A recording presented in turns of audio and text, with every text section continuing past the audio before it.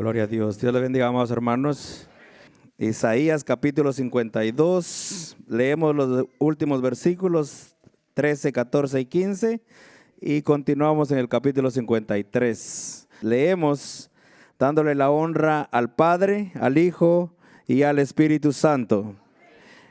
He aquí que mi siervo será prosperado, será engrandecido y exaltado, y será puesto muy en alto. ¿Cómo se asombrarán de ti muchos? De tal manera fue desfigurado de los hombres su parecer, y su hermosura más que la de los hijos de los hombres. Así asombrará él a muchas naciones. Los reyes cerrarán ante él la boca, porque verán lo que nunca les fue contado, y entenderán lo que jamás habían oído. ¿Quién ha creído a nuestro anuncio? ¿Y sobre quién se ha manifestado el brazo de Jehová? Subirá cual renuevo delante de él, y como raíz de tierra seca, no hay parecer en él, ni hermosura. Le veremos, mas inatractivo para que le deseemos. Despreciado y desechado entre los hombres, varón de dolores, experimentado en quebrantos, y como que escondimos de él el rostro, fue menospreciado y no lo estimamos. Ciertamente llevó él nuestras enfermedades y sufrió nuestros dolores, y nosotros le tuvimos por azotado, por herido de Dios y abatido. Mas él herido fue por nuestras rebeliones, molido por nuestros pecados. El castigo de nuestra paz fue sobre él, y por su llaga fuimos nosotros curados.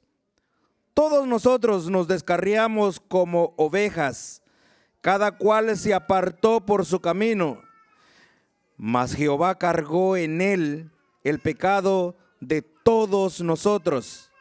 Angustiado él y afligido, no abrió su boca. Como cordero fue llevado al matadero, y como oveja delante de sus trasquiladores, enmudeció y no abrió su boca. Por cárcel y por juicio fue quitado. Y su generación, ¿quién la contará? Porque fue cortado de la tierra de los vivientes, y por la rebelión de mi pueblo fue herido. Y se dispuso con los impíos su sepultura, mas con los ricos fue en su muerte. Aunque nunca hizo maldad, ni hubo engaño en su boca, con todo eso, Jehová quiso quebrantarlo, sujetándole a padecimiento. Cuando haya puesto su vida en expiación por el pecado, verá linaje, vivirá por largos días, y la voluntad de Jehová será en su mano prosperada. Verá el fruto de la aflicción de su alma, y quedará satisfecho. Por su conocimiento justificará a mi siervo justo a muchos, y llevará las iniquidades de ellos. Por tanto, yo le daré parte con los grandes, y con los fuertes repartirá despojos. Por cuanto derramó su vida hasta la muerte, y fue contado con los pecadores, habiendo él llevado el pecado de muchos y orado por los transgresores. Estamos de fiesta con Jesús. No estamos celebrando a un Cristo muerto. No estamos celebrando a un Cristo crucificado. Estamos celebrando a un Cristo vivo, a un Cristo de poder, a un Cristo que reina por los siglos de los siglos, a un Cristo que resucitó de entre los muertos. Gloria a Dios, aleluya. La cruz quedó vacía, así como la tumba también. Gloria a Dios. Este pasaje, ¿verdad? Incluso todo el libro del profeta Isaías se le conoce también como, ¿verdad?, el libro o el evangelio del Antiguo Testamento, ya que hace referencia muy, pero muy clara, ¿verdad?, acerca del Mesías. el Salvador del mundo. Y este capítulo 53, pues aunque algunos han querido, ¿verdad?, otorgárselo a Jacob, vemos claramente de que no puede ser así, ya que claramente dice que Él dio su vida en expiación por el pecado. Dice que no se halló en Él engaño, que no hizo maldad. Y el único que no ha hecho maldad en este mundo ha sido nuestro Señor Jesucristo. El único perfecto, el único santo, el único, gloria a Dios, que llenó el requisito delante del Padre Celestial, fue nuestro Señor Jesucristo. Isaías, ¿verdad?, se conoce también porque habló, ¿verdad?, claramente del Mesías. Incluso, ¿verdad?, tiene 66 libros y algunos lo comparan con, ¿verdad?, con la Biblia, ya que se dice que su división de 39 capítulos, los primeros 39 hablan de juicio, ¿verdad?, acerca de lo que iba a pasar con su pueblo, y los últimos 27, ¿verdad?, comienzan a hablar acerca de restauración. Pero el 53 habla, bueno, desde el 52 a finales y el 53 hablan con claridad acerca del padecimiento del Mesías, de Jesucristo. Y estamos, ¿verdad?, en esta noche celebrando, ¿verdad?, un culto especial, ya que todos los cultos pues son especiales, como dijo nuestro pastor. Y aunque ¿verdad?, el mundo celebra en esta semana la llamada Semana Santa, nosotros reconocemos que todos los días para el Señor, ¿verdad?, son santos. Ahora, queremos hacer una diferencia, ¿verdad?, en que el mundo celebra a su manera, a su parecer, pero nosotros queremos darle a conocer al mundo de que vino un día, ¿verdad? Un día vino ese Salvador, y que no vino, ¿verdad?, precisamente a hacer lo que se practica hoy el día, que es darle prioridad, ¿verdad?, a la satisfacción de la carne, sino que vino a padecer. Verá, vino a padecer, y en el capítulo 53 nosotros vemos claramente ese padecimiento que se llevó a cabo, ¿verdad?, hasta el último día de su ministerio terrenal aquí en la tierra, el cual duró aproximadamente 3 años y medio. Y en ese último día, ¿verdad?, cuando Él es llevado a la cruz del Calvario, por ahí por las 9 de la mañana, ¿verdad? Por las 9 de la mañana, la hora novena del día, se cree que Jesús, ¿verdad?, llegó a lo que se conoce como el Gólgota, ¿verdad?, o el lugar de la calavera, a las 9 de la mañana. Pero no es de que haya salido unos minutos antes, ¿verdad?, y haya llegado a ese lugar. O de que, pues, ¿verdad?, lo llevaron a ese lugar y le llevaron la cruz. No. Sino que su padecimiento, su sufrimiento comenzó horas antes, la noche anterior. Usted se recuerda cuando dice que Él llevó a los discípulos a Getsemaní y que Él se alejó un poco de ellos y que comenzó a orar, ¿verdad? Comenzó a orar al Padre Celestial, ¿verdad? Y su sudor, su sufrimiento era tan fuerte, el peso del pecado sobre Él era tan fuerte, que la Biblia, ¿verdad?, dice que comenzó a sudar gotas de sangre. Yo no sé cuántos de aquí han sudado gotas de sangre. Yo nunca he sudado gotas de sangre. Pero científicamente se dice, ¿verdad?, que sí es posible, ¿verdad?, sudar gotas de sangre cuando el sufrimiento, ¿verdad?, es extremo. Eso quiere decir, ¿verdad?, que yo no he llegado a un sufrimiento extremo. Porque hay alguien, ¿verdad?, hay alguien que llegó a ese sufrimiento extremo por mí. Y ese fue nuestro Señor Jesucristo. Desde la noche anterior, entonces, Él sudaba gotas de sangre y le decía al Padre Celestial: si es posible que yo no llegue a la cruz, si es posible que yo, ¿verdad?, no tenga que beber de esta copa. En su humanidad, ese sufrimiento tan extremo, pero en su obediencia, Él le dice al Padre: no se haga mi voluntad, sino que se haga la suya. Aleluya. Y cobró fuerzas. Y la Biblia dice, ¿verdad?, de que llegaron a arrestarle. Es entregado por uno de sus discípulos con un beso. Es traicionado por uno de ellos.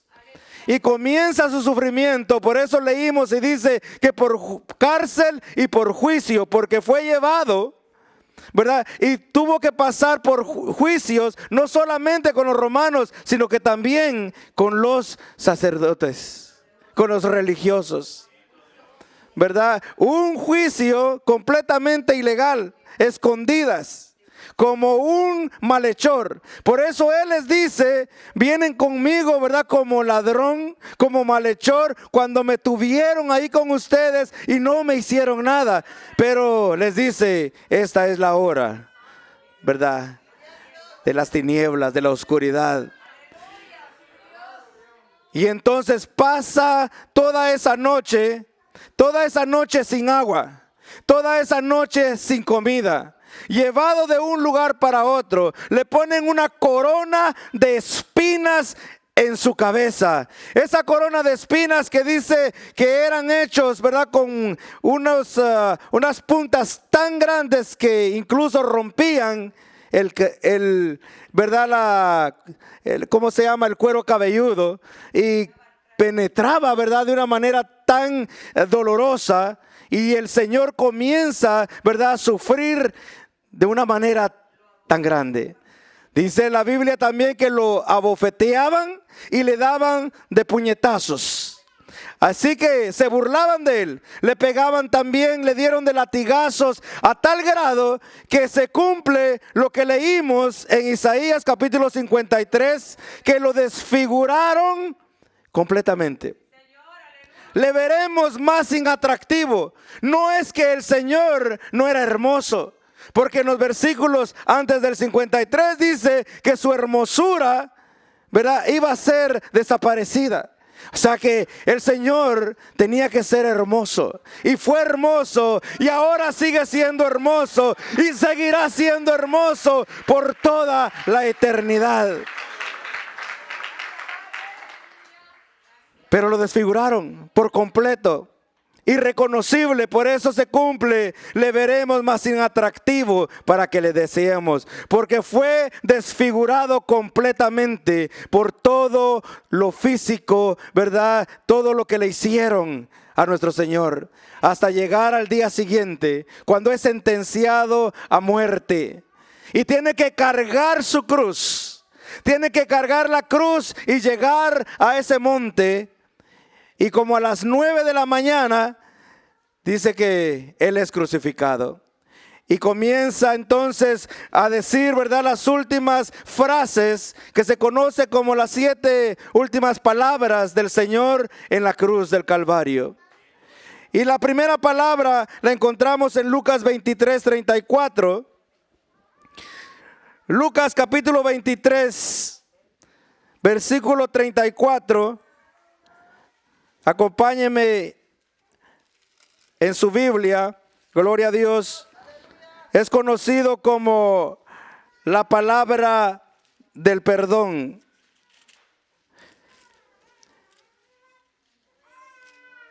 Cuando Él es crucificado, dice la Biblia de que los soldados no solamente se burlaban de Él, sino que comenzaron a jugar con su ropa, ¿verdad? Y a rifársela entre ellos y a hacer escarnio, a burlarse del Señor. Y en el versículo 34 dice la palabra del Señor: y Jesús decía, ¿verdad?, Padre, perdónalos, porque no saben lo que hacen. Y repartieron entre sí sus vestidos, echando suertes. Padre, perdónalos, porque no saben lo que hacen. En el versículo 12 del capítulo 53 leímos que dice que Él oró por sus transgresores. Aproximadamente 680 años antes de que Jesús viniera al mundo, el profeta Isaías lo había dicho.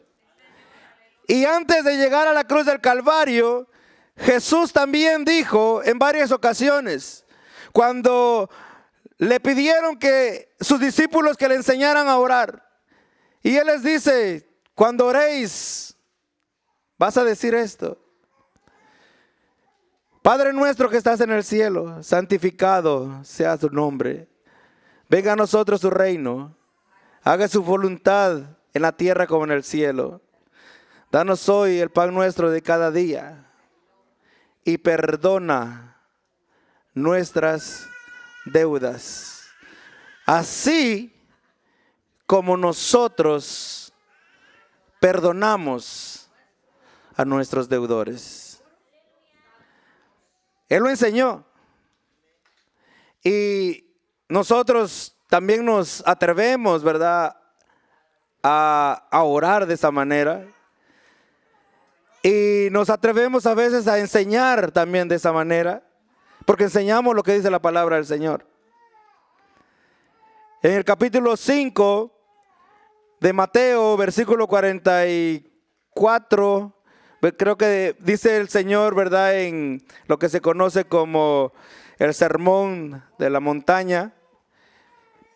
El Señor le dice a sus discípulos en esa ocasión: ustedes han oído que hay que aborrecer a sus enemigos, ¿verdad? Y hay que amar a sus amigos. Pero yo les digo, dice el Señor, amen a sus enemigos. Bendigan a los que os maldicen. Bendigan y no maldigan. Oren. Pidan por los que os ultrajan. Él lo enseñó. Él lo enseñó. Y en muchas otras ocasiones el Señor les dijo, ¿verdad? En alguna vez una parábola también, ¿verdad? Del rey que perdonó una gran deuda a un siervo. Y después un consiervo del siervo no pudo perdonar una deuda tan pequeña. Y entonces nosotros vemos al Señor de que Él lo enseñó, pero no fue una enseñanza únicamente de labios hacia afuera. Porque cuando llegó el momento de aplicarlo en su vida, lo vivió, lo hizo. Padre, perdónalos, porque no saben lo que hacen. No pidió, ¿verdad? Y él lo podía hacer. Cuando Pedro estaba junto con él y fue apresado, ¿verdad? Pedro sacó la espada y quiso cortar cabezas.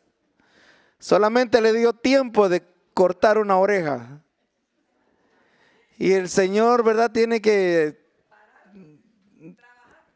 le puso trabajo al Señor. Tuvo que recoger la oreja y pegársela a aquel hombre a quien le habían cortado esa oreja. Y a Pedro le dice: detente.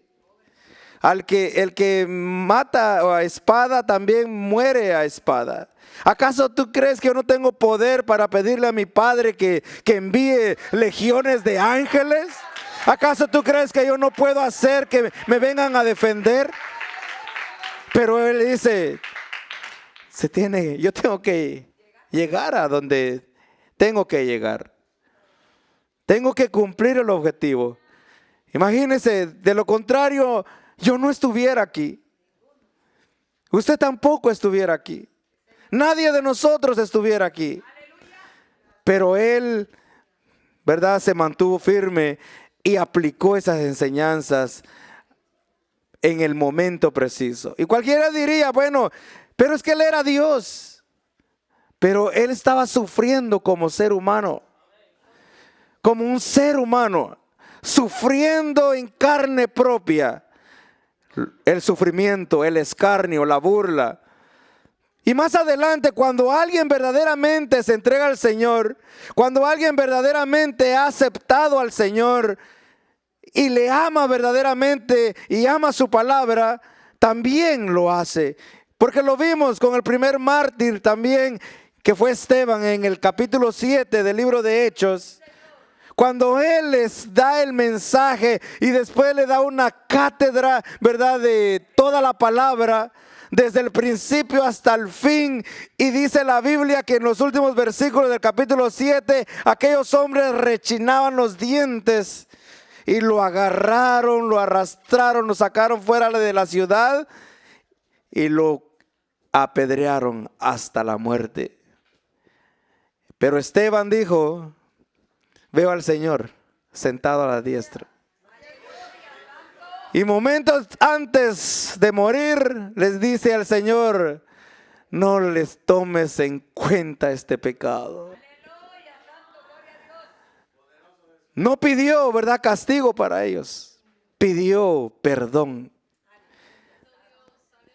Así como Esteban, nosotros también ahora estamos llamados a perdonarnos los unos a los otros.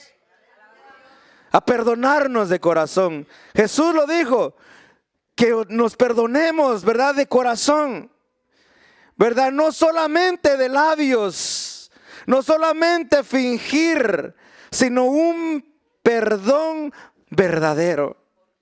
Porque dice: si ustedes no perdonan, tampoco serán perdonados. Tampoco serán perdonados. Así que el Señor nos deja claramente, ¿verdad?, en esa primera frase en la cruz del Calvario, las palabras del perdón.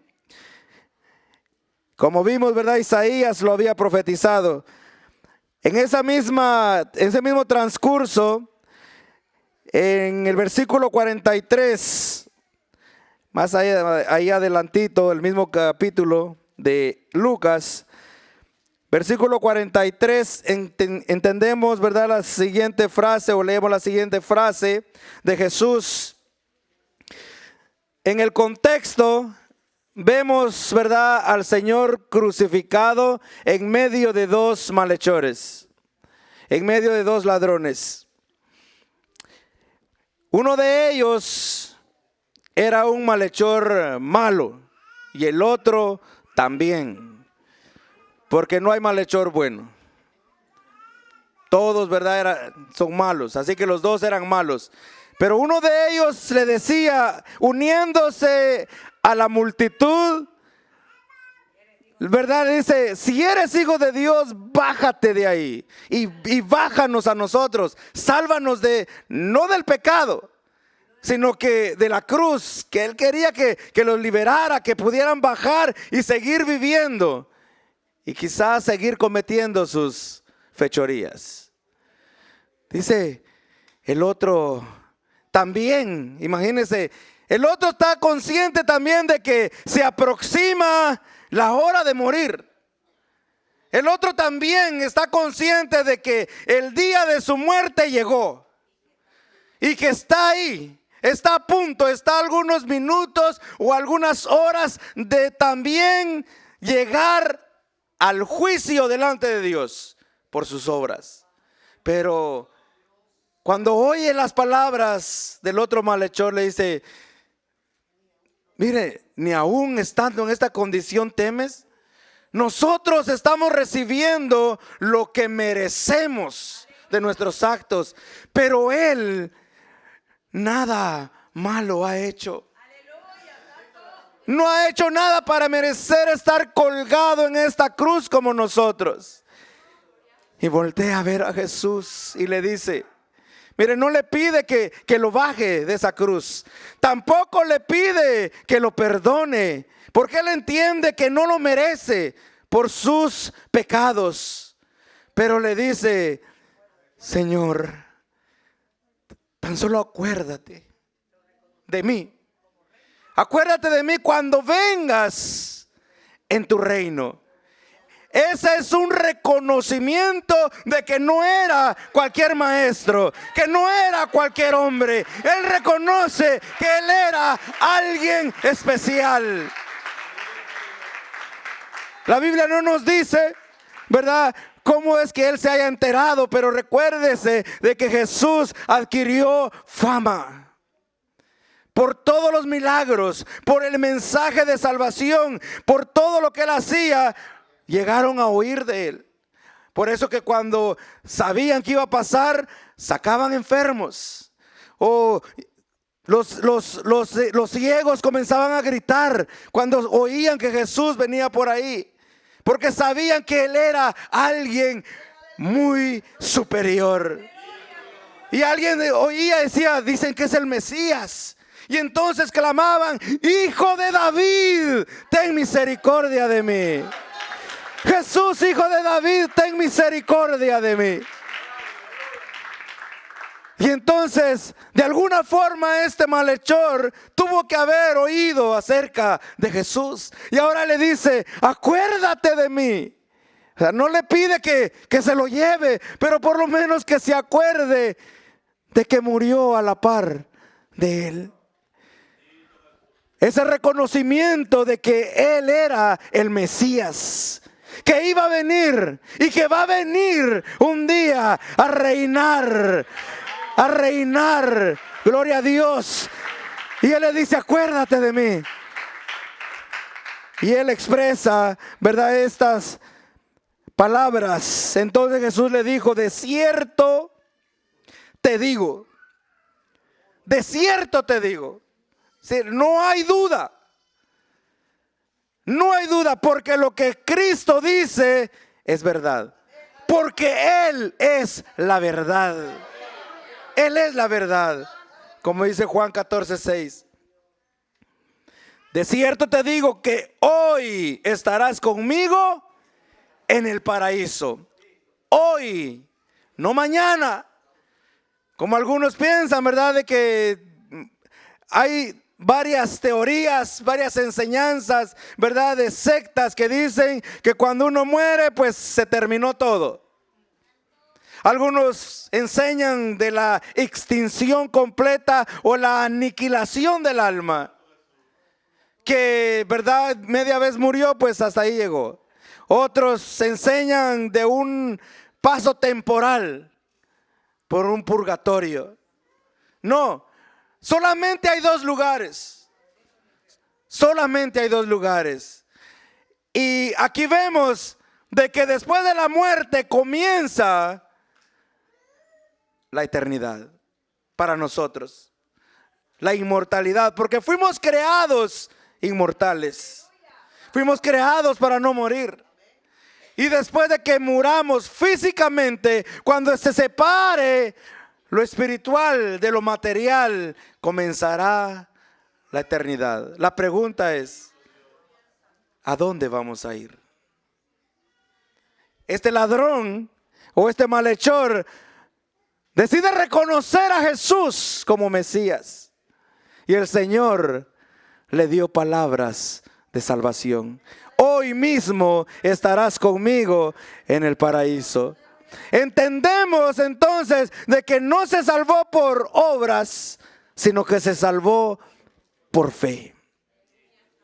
Porque la salvación es por la fe en Cristo Jesús. No por obras, para que nadie se gloríe, sino que únicamente la salvación es por la gracia, por la fe en Cristo Jesús. Únicamente, ese es el único medio para la salvación. Gloria a Dios. Vemos la tercera frase en Juan, capítulo 19. Juan capítulo 19. El contexto se encuentra desde el versículo 26 y 27. En palabras, ¿verdad?, dirigidas a su madre terrenal. Dice la Biblia que cuando Él es crucificado, únicamente, ¿verdad?, estaban al pie de la cruz un número muy pequeño, ¿verdad?, de sus seguidores. Dice el versículo 25 del capítulo 19, estaban junto a la cruz de Jesús, su madre y la hermana de su madre, María, mujer de Cleofas, y María Magdalena. Cuando vio Jesús a su madre y al discípulo a quien él amaba, que estaba presente, dijo a su madre: mujer, he ahí tu hijo. Después dijo al discípulo: he ahí tu madre. Y desde aquella hora el discípulo la recibió en su casa. Jesús era no el unigénito, ¿verdad?, de la familia de María y de José, sino el primogénito. Él era el unigénito del Padre Celestial. El unigénito del Padre Celestial. Recuérdese de que Jesús es concebido por obra del Espíritu Santo. Entonces, en lo terrenal, ¿verdad?, a través de María, la Biblia nos enseña a nosotros y dice de que María se unió a José hasta que nació Jesús. Entonces, Jesús es el primogénito, ¿verdad?, de la familia. Como primogénito tenía responsabilidades dentro del hogar. Se cree que para este tiempo José había muerto. Y el que tenía la responsabilidad de cuidar a la madre era el hijo mayor.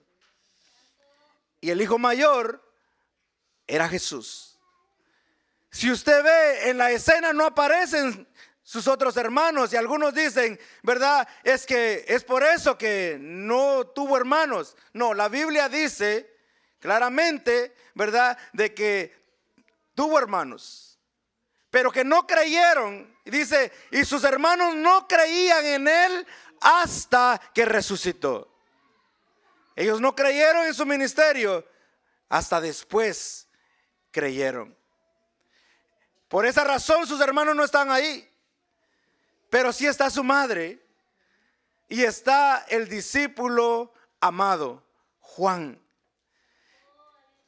En su agonía Jesús no se descuida, ¿verdad?, de aquella mujer que Dios usó como un vaso limpio para que él, ¿verdad?, viniera a cumplir su ministerio terrenal.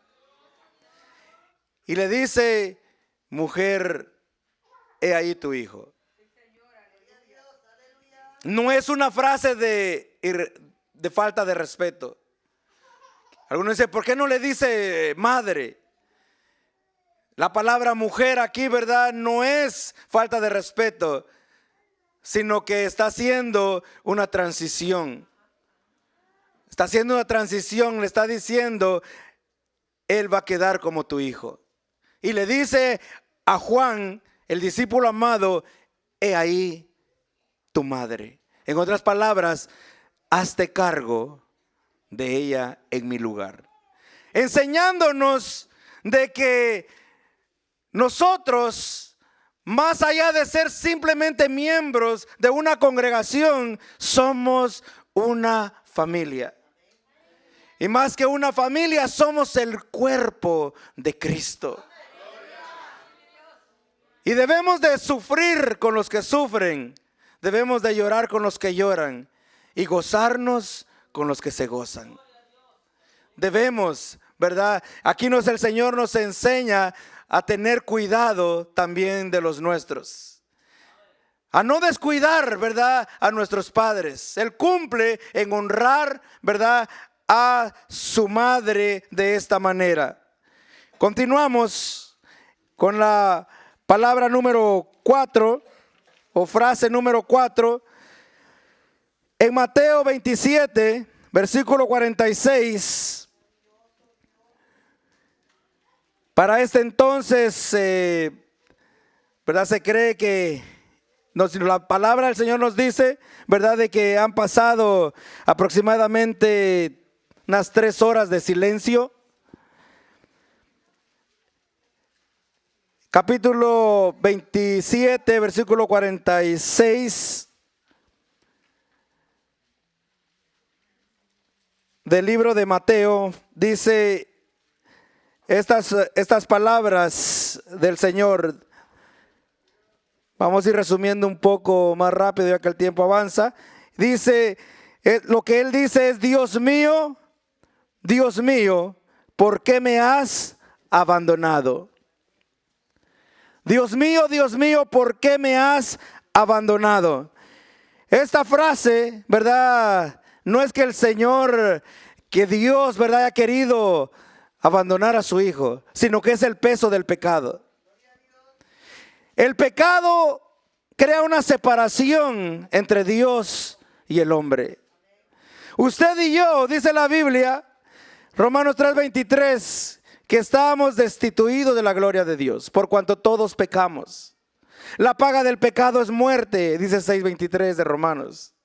Hay separación. Y el Señor siente ese peso de nuestro pecado sobre Él. Y lo leímos en Isaías 53. Que Dios, ¿verdad? Dios puso sobre Él el pecado de nosotros. El pecado mío, el pecado suyo fue sobre Él. A tal grado de que Dios, ¿verdad?, no soporta, porque Dios es santo, santo, santo. Y cuando Jesús lleva mi pecado, tu pecado, el Señor, ¿verdad?, tiene que apartar la mirada de su Hijo. Por eso dice, ¿verdad?, que al que no hizo pecado, al que no cometió pecado, lo hizo pecado por nosotros. Y Él exclama: Dios mío, ¿por qué me has abandonado? Cumpliendo el Salmo 22:1, donde David, ¿verdad?, decía estas palabras también: Dios mío, ¿por qué me has desamparado? En 2 Corintios 5:21 dice: al que no conoció pecado, por nosotros lo hizo pecado. Así que el Señor, ¿verdad?, llevó sobre sus hombros nuestros pecados. En el capítulo 19 del libro de Juan tenemos la quinta frase. Juan capítulo 19, versículo 28. Tengo sed. El creador del universo, el creador de los cielos y de la tierra, el creador del agua, el creador de los océanos, de los mares, de los ríos, el creador de todo lo que existe, tiene sed. Sufrió sed por nuestra culpa, por nosotros. Y Él exclama: tengo sed. Y dice que le quisieron dar a beber vinagre, una mezcla que, según, ¿verdad?, dicen, era para aliviar de cierta forma el dolor. Cuando Él, ¿verdad?, se da cuenta, lo rechaza. Rechaza porque no iba a hacer un sacrificio a medias. Él hizo un sacrificio completo, un sacrificio perfecto por cada uno de nosotros delante de su Padre Celestial. Hebreos 4:15 nos dice que porque no tenemos un sumo sacerdote que no pueda compadecerse de nuestras debilidades. ¿Por qué? Porque Él sufrió en carne propia, ¿verdad?, dolor, sed, hambre, sufrimientos, más sin pecado. Por eso que Él se compadece, ¿verdad?, de nosotros también. Y no es una excusa para que nosotros pequemos, sino que veamos en Jesús un ejemplo a seguir. Gloria a Dios. En el mismo libro de Juan, capítulo 19, versículo 30, encontramos la frase: consumado es. En el griego tetelestai, que era una frase, dice una frase legal, una frase que quería decir: está cancelado, consumado es, terminado está, no hay más deuda. Una deuda impagable que teníamos nosotros, una deuda que no podíamos cancelar. Jesús dijo: consumado es, terminado está. Vino a consumar el sacrificio. Vino a pagar la deuda. No podíamos. Mire, ni el millonario más grande de este mundo puede comprar la salvación. Nosotros mucho menos. La salvación no es por la cantidad de dinero. Es porque Jesús dijo, consumado es. Él lo vino a pagar. Él vino a derramar su sangre. Él vino a dar su vida en esa cruz. Consumado es. Terminado está. La salvación está ahí. Querido amigo, la salvación está ahí. La salvación está ahí. Ya está cancelada la deuda. ¿Qué nos corresponde a nosotros? Aceptarlo como nuestro Señor y Salvador de nuestras almas. Gloria a Dios. Y la última frase, gloria a Dios. Una frase de entrega, ¿verdad? Una frase que nos muestra cómo el Señor, ¿verdad?, nos deja una enseñanza tan grande que ya cuando Él va a expirar, a morir, entrega su espíritu a aquel que lo puede guardar. Y el único que nos puede guardar a nosotros. Lucas 23, 46, donde comenzamos. Ahí, ¿verdad?, terminan las 7 frases de nuestro Señor. Él, sabiendo, dice, que había llegado la hora, expresa esta frase, estas palabras: Padre, en tus manos encomiendo mi espíritu. Padre, en tus manos encomiendo mi espíritu. Salmo 31:5 dice: en tus manos encomiendo mi espíritu, tú me has redimido, oh Jehová. Y entonces el Señor muere. Muere no porque los romanos le quitaron la vida. Muere no, ¿verdad?, porque Él no pudo evitarlo. No, sino porque Él quiso. Él quiso. Juan capítulo 10, versículo 18 dice: nadie me quita la vida, sino que yo de mí mismo la pongo. Tengo poder para ponerla y tengo poder para volverla a tomar. Aunque hubieron autores intelectuales y hubieron, ¿verdad?, autores que lo ejecutaron, y, ¿verdad?, muchos todavía, ¿verdad?, hoy preguntan, pero ¿por qué, verdad, ellos lo mataron? Algunos preguntan también, ¿verdad?, a veces, pero ¿quién fue realmente quien mató a Jesús? Fueron mis pecados. La decisión no fue de los romanos. La decisión no fue, ¿verdad?, de los israelitas. La decisión fue de Él por mi culpa. La decisión fue de Él por mis pecados. Tengo poder para ponerlo y tengo poder para volverlo a tomar. Y eso fue lo que hizo Jesús. Por amor a nosotros dio su vida, puso su vida, pero al tercer día resucitó.